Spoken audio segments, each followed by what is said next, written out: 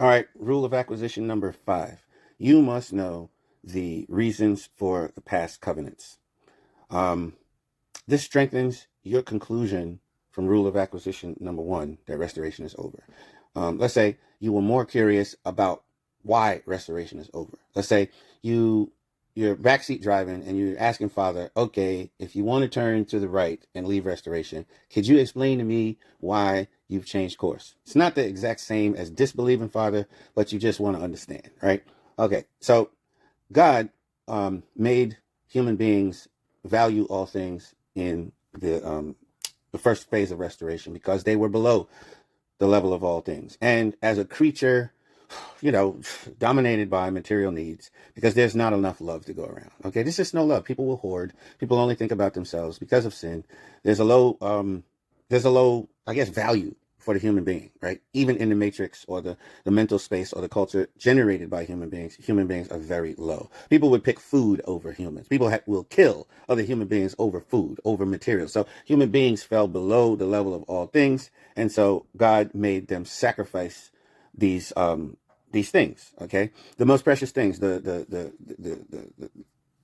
yearling. Okay, to cut the dove, the cow, the ram, the firstborn of a flock.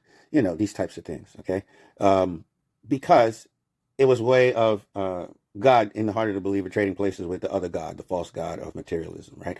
All things were higher value, but they shouldn't be worshipped. But human beings had to painstakingly prepare them for God, thereby honoring God by putting their desires for material second. Then in the New Testament age, people had to put human beings, even the worst kind, above themselves, right? So you have the sacrifice for other humans, right? Or sacrifice of myself, that this human being is so valuable, I'm going to sacrifice my food. I'm going to sacrifice my self-interest for this human being because I'm trying to vibe more with God who values human beings. At the same time, while we sacrifice to lift the image of man in our minds and in our culture, our collective consciousness and our collective conversation, we are trying to lift the human being higher, okay, so that we come closer to the way that God thinks about human beings. And, we are in this covenant to act in this way. And over time, as a people, our culture reflects valuing human beings more. And this was the New Testament age. An attachment to that age or that matter, that issue, is that the spark of this love, the power of this love to sacrifice self, it comes from remembering that Jesus thought that human beings were worth it. For God so loved the world that he gave his only begotten son, that whosoever believe in him. Okay, so Jesus was the only true human, really.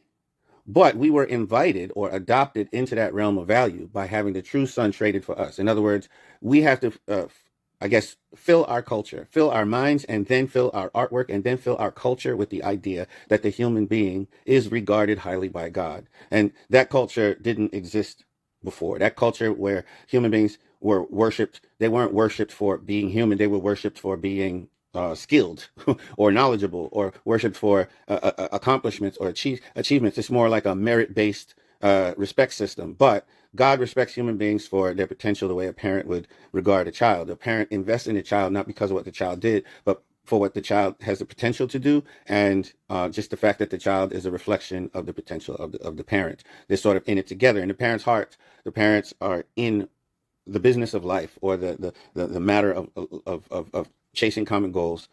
The child is a partner with the parent in the parent's heart before the child is actually even capable of demonstrating that they are a viable partner. When you're in the indirect dominion, you can't do anything. God is still loving and investing in you. He's not entrusting you with much. He said, do not eat the fruit, but he still sees you that one day this is my full-fledged partner, and we're going to enjoy our walk together as we pursue the same things in unity. Okay, so human beings, even though they were fallen, were still imbued with that potential, and is highly regarded by God. Therefore, God traded his son so that we would believe that that's what a human is. That if we believe in Jesus, we can understand what a human is, and then that God is adopting us to be viewed that way. That's why it's important to believe in Jesus, because if we confess that Jesus is fundamentally connected with God, but then God traded him for us. That means that God views us as just as valuable as his son.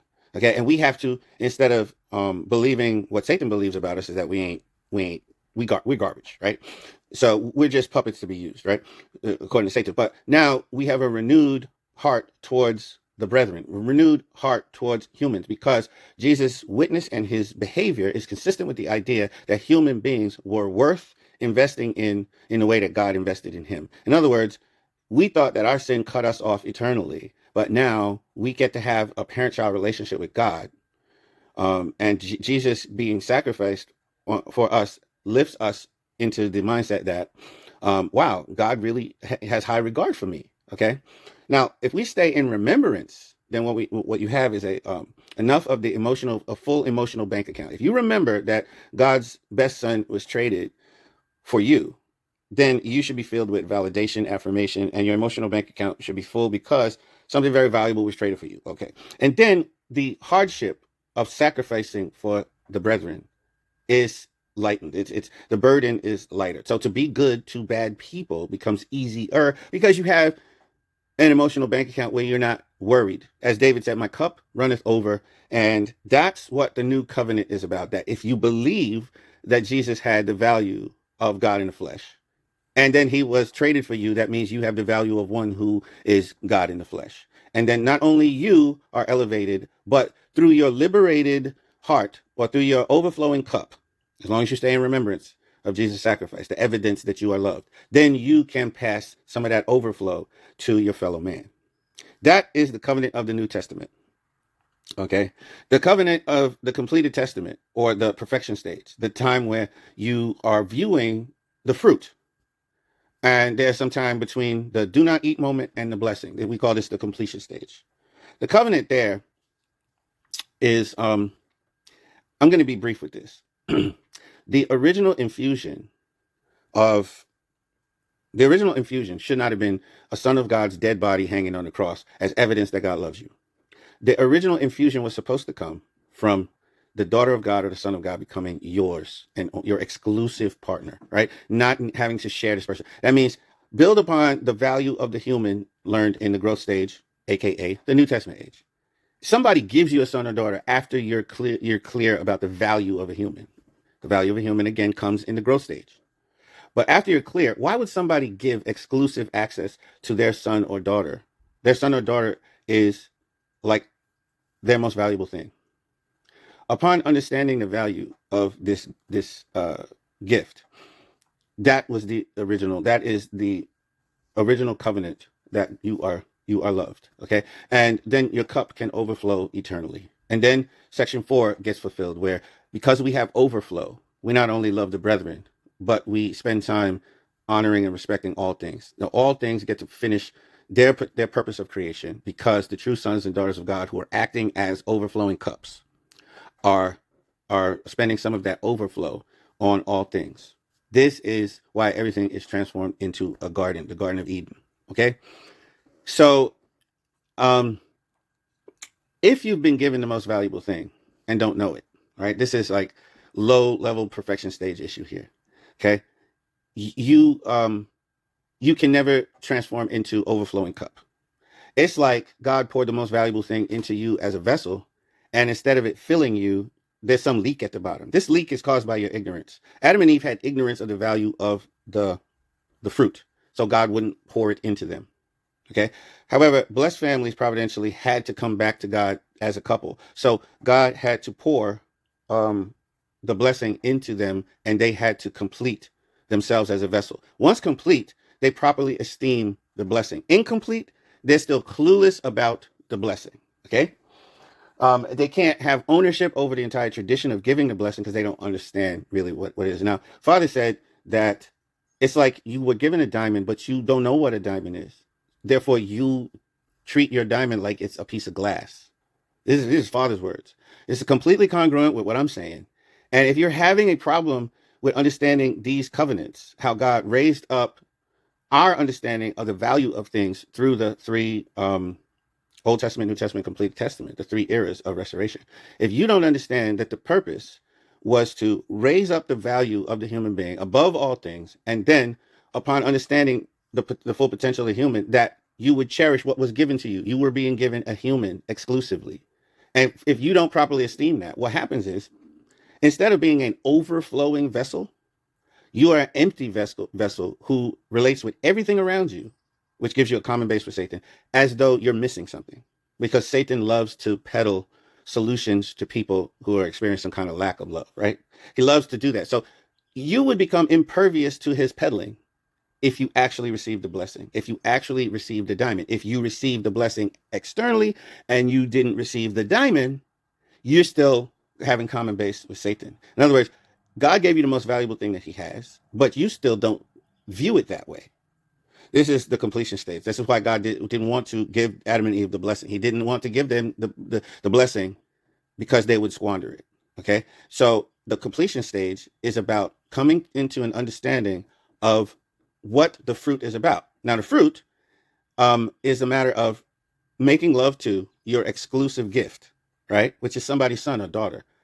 And that being the foundation of having more human beings given to you, called your children, to take care of. It is a highly validating matter. But if you think it's glass, you don't feel highly validated. And you may not invest even in your own children because, oh, well, they're just children. So you still have the old mind where human beings aren't that valuable, right? So these loosely is the purposes of the restoration development course, okay? To bring fallen man back into original value system and original value status, or original value, how can I say, level. You know, human beings are the most valuable creation, okay? And the blessed family is the most valuable thing that is co-created by God and aware or mature cooperative partners of God, okay? We are full-grown or ripe children. We are God, little g, that is in full awareness that the most valuable thing that we have together, us and God, is this potential to make man in our image.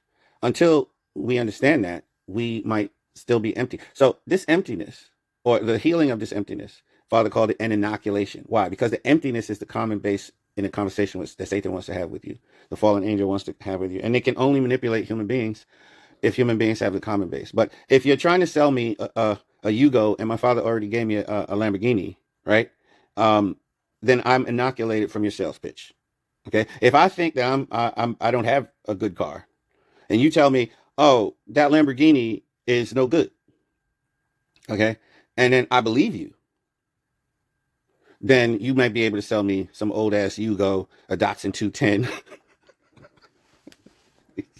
Okay, so that's why the blessing is also an inoculation. However, we had the course to go through to get the blessing and then go from ignorance of what it was to full knowledge of what it was.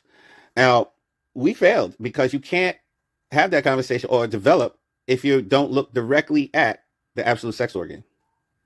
And the church had been very sheepish with dealing with the absolute sex issue. It never got to where other people were propagating some of the more salacious advice that Father gave, right? You never heard people talk about absolute sex to the degree that True Father did. That means it wasn't propagating the knowledge and conviction of essential importance at the seat of new life.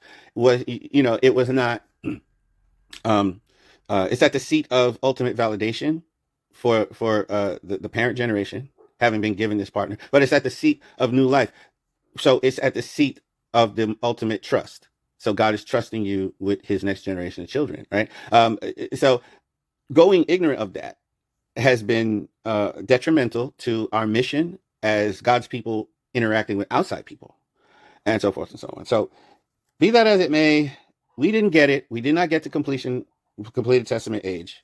Okay, there are signs of that everywhere. God still had to move forward based on God and true parents' preparations and conditions. And Father declared that restoration is over. In other words, the standard of understanding that marriage and family, how pivotal it is a part of conversation here on the planet. That's really what that means. And you know who is championing that awareness? It is not our movement. Our movement is not championing that. So Father also said, if we didn't attend, we shied away from talking about the absolute sex organ. We shied away from talking about conscience above God. The people that are dealing with both of those issues is the movement to practically discuss the relationship between fatherlessness and juvenile delinquency. Okay, there are people who are actually seeing this truth in another language, a non-religious language, the language of social health. Okay, the language of social health is now the language that God is speaking to people through. Okay, it's now scientific studies that have been concluded, the value of these sexual behaviors on society. Okay, and the movement of conscience above God, conscience above parents, right, is now you see people moving away from centralized authorities because of the deep state nature of all governments. The people of the heartland who deal with reality are on the ground are disenchanted with central authorities, which means conscience is a decentralized system whereby you get direct connection to God and no longer trusting intermediaries. The movement is not championing this. Okay, the unification movement is not championing. So we were holding on to something while God moved on. God moved on. So you must understand that restoration is over, which means that the era centering on the church is over. And that if you are a child of God in full gratitude for what you received, you will testify about it, not inside the movement, not inside a church that shouldn't exist, but you will testify outside. You will join those forces of social health to propagate the clarity to the next generation. Okay, because that's what parents do. Parents make sure that the dumbass next generation, clueless, who don't know nothing, stay on track to embrace that which is real and true. Which is to say, since God is the absolute reality, the first line of the principle, that they come to understand God, not in some abstract way, but they come to understand what God is doing with the sex organ, with the value of the human being, and with the value of parenthood over humans. Okay? And this message should not have stayed stuck, and did not stay stuck. We stayed stuck. God moved forward. God still needs us to catch up. And there's very little way that we can catch up by staying inside the church, especially if the church is a conversation that causes us to be trapped and only paying attention to itself, only paying attention to the church. Because God has made preparations to move beyond, he's letting all kinds of calamity happen to the church, not unlike allowing Babylon to capture Israel. All right, so this is for the curious. You could just take it on Father's word that restoration is over, or you could understand the purpose for the covenants and why they are fulfilled, and then let go of restoration.